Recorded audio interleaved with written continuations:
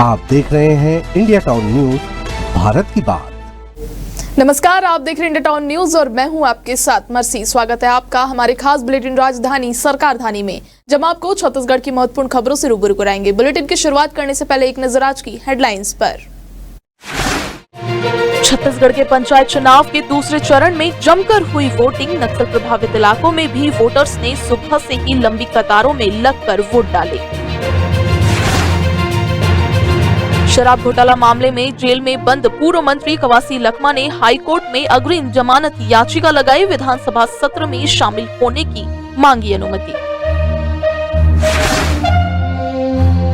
रायपुर संभाग आयुक्त की बड़ी कार्रवाई, 9 अपराधियों को भेजा जेल। नशे के कारोबारियों में मचा हड़कंप। मुख्यमंत्री विष्णुदेव साय ने इसरो के चेयरमैन डॉक्टर वी नारायण ने नई दिल्ली में की मुलाकात। छत्तीसगढ़ में आंतरिक प्रौद्योगिकी के उपयोग से कृषि और अन्य क्षेत्रों में नवाचारों को बढ़ावा देने पर की गई चर्चा। छत्तीसगढ़ में खेलों के विकास को मिलेगा नया आयाम। सीएम साय ने पीटी उषा से की मुलाकात। स्थानीय खिलाड़ियों को ओलंपिक स्तर की प्रतिस्पर्धाओं के लिए मार्गदर्शन और प्रशिक्षण देंगे। दिल्ली सीएम शपथ ग्रहण समारोह के मंच पर सीएम विष्णुदेव साय से मिले पीएम मोदी। मुख्यमंत्री की मौजूदगी देख ठहर गए पीएम। अब खबरें विस्तार से। छत्तीसगढ़ में त्रिस्तरीय पंचायत चुनाव के दूसरे चरण में मतदान हुआ। 43 विकास खंडों की पंचायतों के लिए मतदाताओं ने मताधिकार का उपयोग किया। इसके बाद तीसरे और अंतिम चरण का मतदान 23 फरवरी को होगा। दूसरे चरण में मतदान के लिए 9,738 मतदान केंद्र बनाए गए थे। सुबह से शुरू हुआ मतदान दोपहर 3 बजे तक चला। वहीं बस्तर संभाग में सुबह 6:45 से मतदान शुरू हुआ, जो दोपहर 2 बजे तक चला।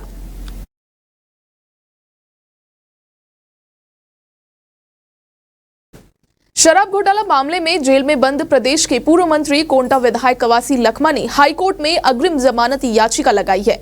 उन्होंने यह याचिका एसीबी की गिरफ्तारी से बचने के लिए लगाई है, जिस पर आने वाले दिनों में सुनवाई होगी। वहीं लखमा ने विधानसभा सत्र में शामिल होने की अनुमति के लिए आवेदन लगाया था, जिस पर स्पेशल कोर्ट में सुनवाई हुई। कवासी लखमा की अनुपस्थिति से विधानसभा सत्र के संचालन में कोई विशेष प्रभाव नहीं पड़ेगा, कहते हुए कोर्ट ने आवेदन खारिज कर दिया।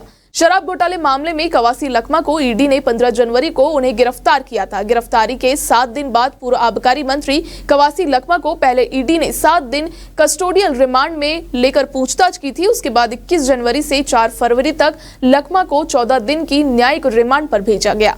पिछली सुनवाई के दौरान जेल में पर्याप्त बल नहीं होने के कारण लखमा की वीडियो कॉन्फ्रेंसिंग के जरिए पेशी हुई थी। सुनवाई के बाद कोर्ट ने लखमा की 18 फरवरी तक रिमांड बढ़ा दी थी। वहीं 18 फरवरी को सुनवाई के बाद 4 मार्च तक की न्यायिक रिमांड बढ़ा दी गई थी।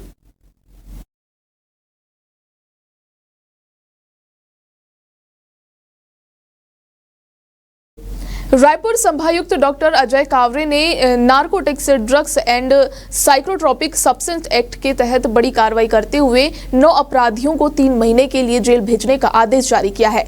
यह कार्रवाई नशे के अवैध कारोबार में लिप्त अपराधियों पर शिकंजा कसने के उद्देश्य से की गई है। संभायुक्त डॉक्टर संजय कावरे ने कहा कि नशे के अवैध कारोबार में लिप्त अपराधियों के खिलाफ कड़ी कार्रवाई जारी रहेगी। प्रशासन का लक्ष्य समाज को नशे से मुक्त करना और युवाओं को इस जाल से बचाना है। इस कार्रवाई से नशे के कारोबारियों में हड़कंप मच गया है और पुलिस अब अन्य संदिग्धों पर भी नजर बनाए हुए है।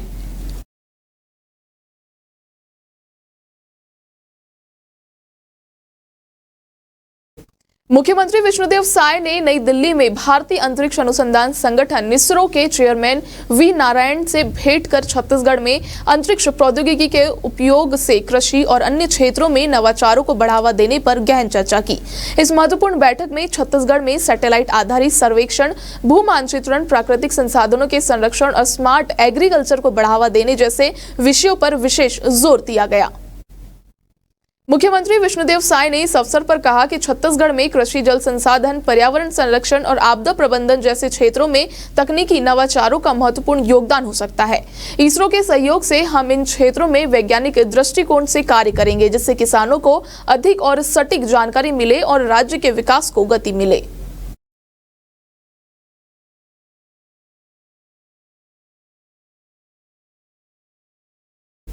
मुख्यमंत्री विष्णुदेव साय से नई दिल्ली में भारतीय ओलंपिक संघ की अध्यक्ष और राज्यसभा सांसद पीटी उषा ने सौजन्य भेंट की। इस महत्वपूर्ण मुलाकात में छत्तीसगढ़ में खेलों के विकास, युवा खिलाड़ियों के प्रशिक्षण, खेल अधोसंरचना के सुदृढ़ीकरण और ओलंपिक स्तर की प्रतिस्पर्धाओं के लिए राज्य की तैयारियों को लेकर व्यापक चर्चा हुई। बैठक के दौरान पीटी उषा ने छत्तीसगढ़ में खिलाड़ियों के मार्गदर्शन के लिए भारतीय ओलंपिक संघ IOA द्वारा एक विशेष प्रतिनिधि मंडल भेजने की बात कही। उन्होंने कहा कि इस दल में विभिन्न खेलों के अनुभवी कोच और विशेषज्ञ शामिल होंगे, जो स्थानीय खिलाड़ियों को ओलंपिक स्तर की प्रतिस्पर्धाओं के लिए प्रशिक्षित करेंगे और उनकी खेल तकनीकों को निखारने में सहायता करेंगे।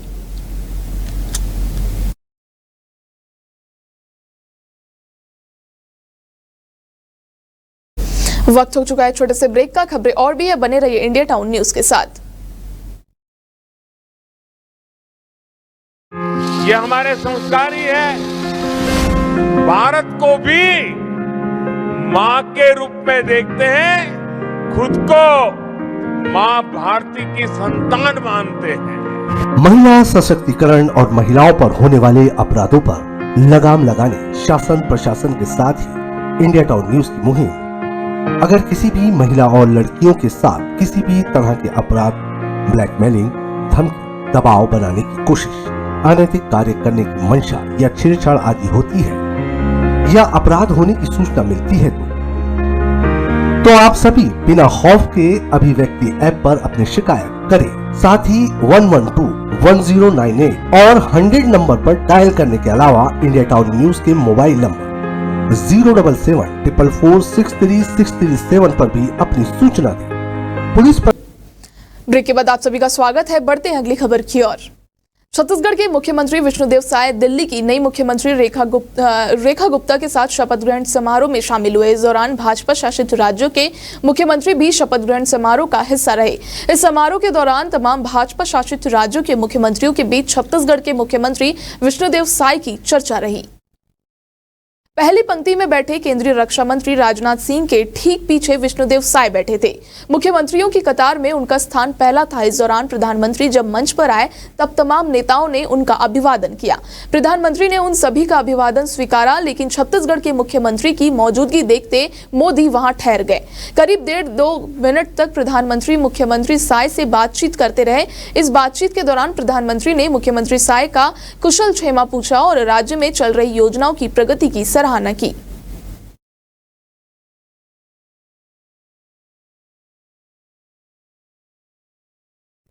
ऑल इंडिया लोको रनिंग स्टाफ एसोसिएशन के बैनर तले पूरे देश भर में ट्रेन लोको पायलट ने भूख हड़ताल शुरू कर दी है। देश भर में करीब 90,000 लोको पायलटों ने 13 सूत्री मांगों को लेकर उपवास पर बैठ गए हैं। जानकारी देते हुए रायपुर रेल मंडल के लोको पायलट रवि कुमार ठाकुर ने बताया कि लोको पायलटों से 12 से 14 घंटे काम लिया जा रहा है। काम के घंटे निर्धारित नहीं है। असिस्टेंट लोको पायलट से जबरन हैंड ब्रेक कसवाया जाता है, जो रेलवे की सुरक्षा के साथ खिलवाड़ है। प्रदर्शनकर्ताओं की प्रमुख मांगों में साप्ताहिक विश्राम 16 घंटे करना और साइन ऑफ से साइन ऑन तक 9 घंटे की ड्यूटी लागू करना शामिल है। 2 लगातार नाइट ड्यूटी के बाद तुरंत ड्यूटी देने का भी विरोध किया जा रहा है। 7वें वेतनमान में डीए में 50% वृद्धि पर कर्मियों के टीए में 25% की बढ़ोतरी का प्रावधान था, लेकिन यह बढ़ोतरी अभी तक नहीं की गई है।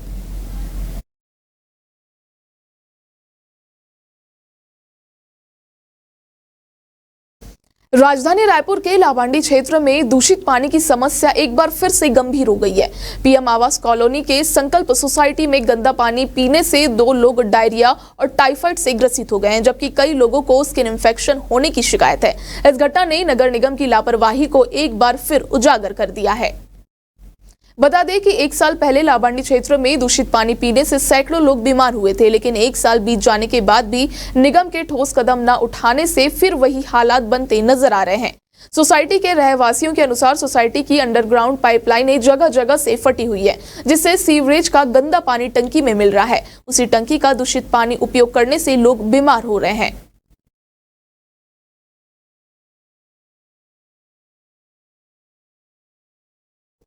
छत्तीसगढ़ में साय सरकार ने 7 दिन 24 घंटे दुकान खोलने का निर्णय लिया है। नए दुकान एवं स्थापना अधिनियम लागू करने के फैसले का व्यापारियों और आम नागरिकों ने स्वागत किया।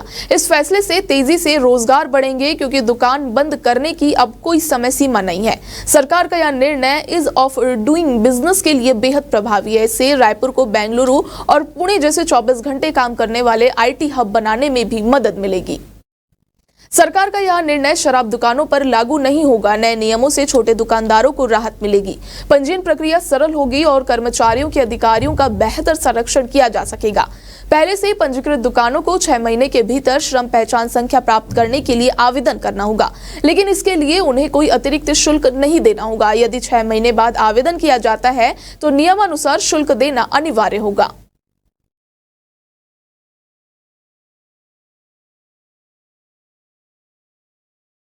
Institute of chartered accounts of India यानी ICAI के रायपुर शाखा का शपथ ग्रहण कार्यक्रम रायपुर में संपन्न हो गया है।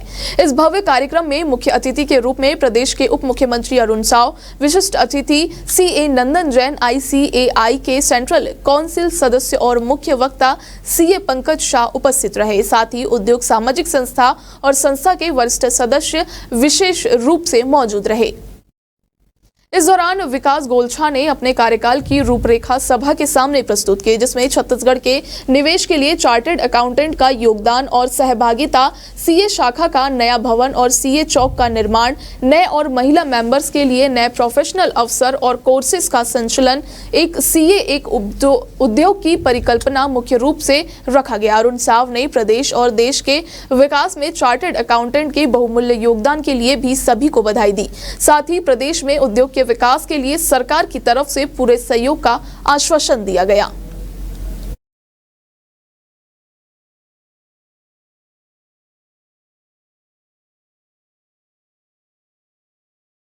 छत्तीसगढ़ के मुख्यमंत्री विष्णुदेव साय का आज 61वां जन्मदिन है। इस अवसर पर CM जशपुर के लिए रवाना हुए। मीडिया से बातचीत कर CM साय ने बताया कि वो अपने गृह ग्राम बगिया में मां से आशीर्वाद लेंगे और कार्यकर्ताओं के साथ सत्यनारायण कथा का श्रवण करेंगे। साथ ही स्कूली बच्चों के साथ अपना जन्मदिन मनाएंगे। CM ने बच्चों के लिए न्योता भोज का भी आयोजन किया है। CM के जन्मदिन पर PM नरेंद्र मोदी समेत देश के कई नेताओं ने उन्हें जन्मदिन की बधाई दी है। आपको बता दें कि एक बार फिर मुख्यमंत्री ने चर्चा में बताया कि उनका जन्म हुआ उस समय जो पुरोहित आए थे, उन्होंने उनका नामकरण संस्कार में उनकी मां को कहा था कि यह बालक समाज में अपनी विशिष्ट पहचान और स्थान रखेगा। आज भी उनकी माताजी इस बात को बताते हुए रोमांचित हो उठती है और वह बात सही भी साबित हो रही है।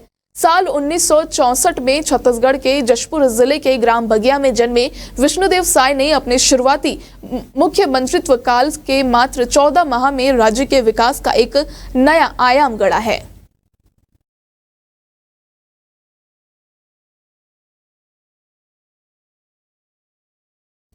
आज के हमारे खास बुलेटिन राजधानी सरकार धानी में फिलहाल इतना ही। अब मुझे दीजिए इजाजत। नमस्कार। आप देख रहे हैं इंडिया टाउन न्यूज, भारत की बात।